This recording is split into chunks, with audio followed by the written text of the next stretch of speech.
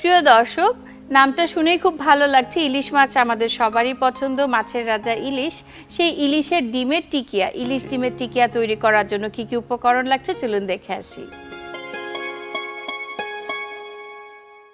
ইলিশ মাছের ডিম, পেঁয়াজ কুচি, আলু পেস্ট, ডিম, আস্ত কাঁচামরিচ, চিনি, ময়দা, চাট মশলা, পুদিনা পাতা কুচি, জিরা গুঁড়া, ধনিয়া পাতা কুচি, তেল, লবণ, কাঁচামরিচ কুচি। উপকরণগুলো দেখে নিলাম, এবার আমরা রান্নাতে চলে যাব। আমাদের সাথে আছেন শেফ রাহাত ভাই, আপনি স্টার্ট করতে পারেন। Thank you. প্রথমে আমাকে মিক্সিং করে নিতে হবে। জি। তো আমি নিয়ে নিচ্ছি প্রথমেই ইলিশ মাছের ডিম। এটা ইলিশ মাছই লাগবে এমন কোনো কথা না, এটা চাইলে যে কোনো ডিম দিয়েও কিন্তু করা যায়। আচ্ছা। অনেকেই ডিম খেতে চায় না, মাছের ডিমটা অ্যাভয়েড করে, সেটাকে আমি এই টিকিয়া রূপে দিয়েছি যাতে সবাই খেতে পারে। সবাই খেতে পারে।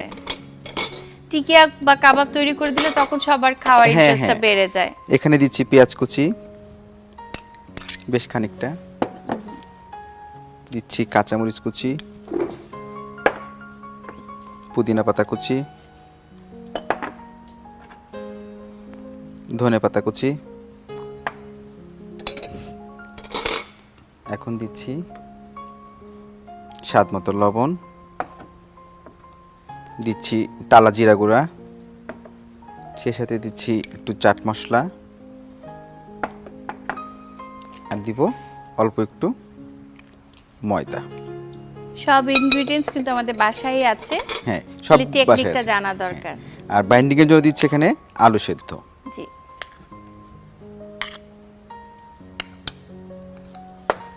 সবকিছু এখন আমি ভালোভাবে মাখিয়ে নিব।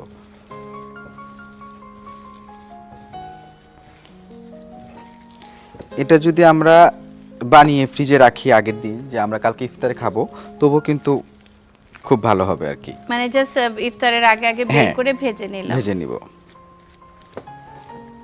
আমার মাখানোটা প্রায় শেষ। এই ফাঁকে আমি প্যানটা গরম দিয়ে দিচ্ছি। জি। চুলাটা জ্বালিয়ে দে। একটা ডিম নিয়েছি। জি। এটা স্বাদটা একটু বাড়ানোর জন্য আমি ডিমটার মধ্যে জাস্ট একটু চাট মশলা দিচ্ছি।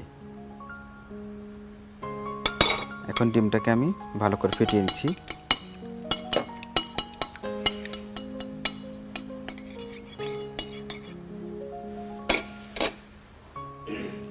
তাওয়াটা গরম হয়ে গেছে, আমরা কি একটু তেল দিয়ে দেব? হ্যাঁ, তেল দিয়ে দিব। এখানে আমি সাদা তেল নিয়েছি। আচ্ছা। আমরা এখানে তো যে কোনো তেলে নিতে পারি। যে কোনো তেলে নিতে পারবো। যে সাদা তেল দিতে না, হবে না। সেখানে অলিভ অয়েল আছে, সরিষার তেল আছে। ঠিক আছে। বাসা যেটা থাকবে সেটা দিয়ে করবো আর কি। অর্থাৎ বাসার একটা রেসিপি, কমন রেসিপিটা ইলিশ খুব সহজ হয়ে যায় তখন। কারণ এই রমজানে কিন্তু আমরা সবাই মোটামুটি বাসায় বড় মাছই কিনে নিয়ে আসে যে সেহরিতে খাওয়ার জন্য, কিন্তু মাছগুলোতে কিন্তু বেশিরভাগ সময় এখন ডিম থাকে। সেই ডিমটা কিন্তু আসলে অবহেলায় থাকে। কেউ আমরা তরকারি দিলেও খেতে চাই না, বা আলাদা ভাজি করলেও খেতে চাই না, নষ্ট হয়ে যায়। কিন্তু এটা যদি আমরা ইফতারে খাই, এটা অনেক ভালো হবে। পুষ্টিগুণ অনেক। জি। আমাদের তেলটা গরম হয়ে গেছে, এখন আমরা ভাজবো।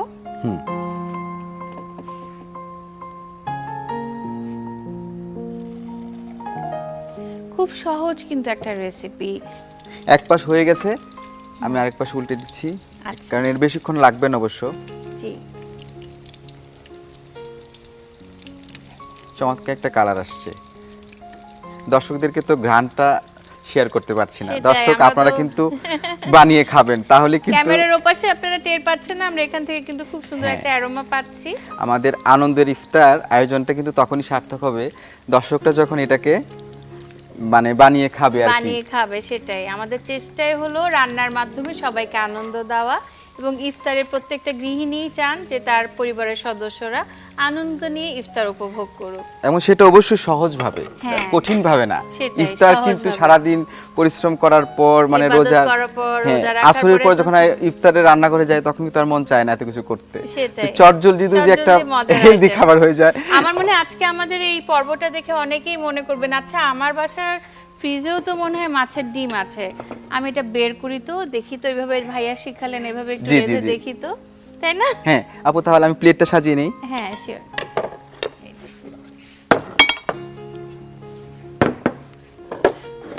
সবকিছু রান্না যেমন করতে হবে, সেই সাথে কিন্তু সার্ভটা করতে হবে একটু ভালোভাবে। হ্যাঁ, সুন্দর করে সাজিয়ে দিলে খাবার আনন্দটাই হ্যাঁ। বেড়ে যায়। সবাই বাচ্চাদের শুরু থেকে সবাই কিন্তু আসলে এটা পছন্দ করবে। জাস্ট আমি একটা লাল সবুজের কম্বিনেশন করেছি। আচ্ছা ভাই, এটা হতে হতে বলেন আপনি কিভাবে শেফ হলেন, আপনার এই শেফের যাত্রা শুরু কিভাবে হলো? আপু, আমার শেফের আসলে যাত্রাটা অনেক বছর, আমার জব করি প্রায় আমি 14 বছর। বাহ, তো এর আগে থেকেও মূলত রান্না বান্না করতাম। মানে অনেক ছোট থেকে শুরু হ্যাঁ হ্যাঁ, করেছেন। ছোট থেকে, ছোটবেলায় বাবা মারা যায়, তো বাবা মারা যাওয়ার পরে বাড়িতে মা আর আমি থাকতাম আর কি। হ্যাঁ, হ্যাঁ। বোনটাও বিয়ে হয়ে যায়, তখন মাকে হেল্প করতে গিয়ে মূলত আসলে রান্নার সাথে যুক্ত, রান্না শেখা হয়েছে। তারপর ঢাকায় এসে বিভিন্ন প্রোগ্রামে রান্না টান্না করেছি। তো তখন মজার বিষয় হচ্ছে, আমি যখন চাকরিতে যাই ইন্টারভিউ দিতে, আমি সরকারি জব করছি, আচ্ছা আচ্ছা আমি আর্মি শেফ। তো আচ্ছা। তখন ইন্টারভিউ বোর্ডে যারা ছিলেন তারা অনেকে আমাকে চিনে ফেলেছেন। ও, তোমাকে তো আমি দেখেছি একটা টিভি চ্যানেলে, তুমি রান্না করো না, তোমার নাম এই। আমি বলছি জি জি। তখন বলে, তুমি কি রান্না করবা, এটা কি পেশা হিসেবে নিতে চাচ্ছ? আমি বলছি হ্যাঁ চাচ্ছি। তো সেটা ভাবতেই ভালো লাগে যে নিজের যোগ্যতায় কোনো একটা জব আমি পেয়েছি এবং বাহ। সেটা কন্টিনিউ করছি। মাশাআল্লাহ মাশাআল্লাহ। সেই আপু হয়ে গেছে মনে হয় আমার। আচ্ছা ঠিক আছে। তাহলে আমি আগে এখানে তুলে নিচ্ছি। কালারটা কিন্তু আপু যার যার পছন্দ, কেউ যদি মনে করেন যে একটু ব্রাউন কালার করবেন করতে পারেন, একটু বেশি ক্রিস্পি এবং কিন্তু ডার্ক করতে চাইলে ডিমের টিকিয়া একটু সফট মনে ভালো লাগে। জি জি। চুলাটা বন্ধ করে জি। দেই। প্রিয় দর্শক, আপনারা দেখলেন কত সহজে সুন্দর করে গল্প করতে করতে কিন্তু আমরা একটা মজার আইটেম তৈরি করে ফেললাম। অনেক রকম টিকিয়া কাবাব আমরা করি, কিন্তু মাছের ডিমের টিকিয়া কিন্তু করা হয় না। আজকে ভাই আমাদের একটা নতুন আইডিয়া দিয়েছেন, আমি তো অবশ্যই বাসায় ট্রাই করব, আশা করি আপনারাও করবেন। এবং একদম ঝামেলা ছাড়া, আমরা যদি আগের দিন রাতের বেলা এটা মাখিয়ে রেখে দিই একটা জি, জি। এয়ারটাইট বক্সে, তাহলে কিন্তু জাস্ট ইফতারের সময় ইফতার আগে বের করে ভেজে একবারে নিলাম। 5 থেকে 7 মিনিটের মধ্যে কিন্তু আমাদের কমপ্লিট হয়ে যায়। সেটাই।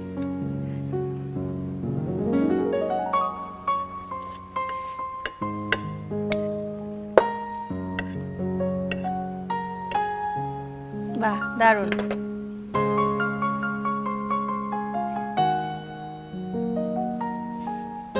রন্ধন একটি শিল্প সবসময় বলা হয়, এবং এই মাধ্যমের, এই শিল্প মাধ্যমে যে শিল্পী আমার সামনে আছেন, আপনারা দেখেছেন কত ইনোভেটিভ একটি আইডিয়াতে উনি রান্নাটা করলেন এবং পরিবেশনার ক্ষেত্রেও কত সুন্দর করে পরিবেশন করছেন।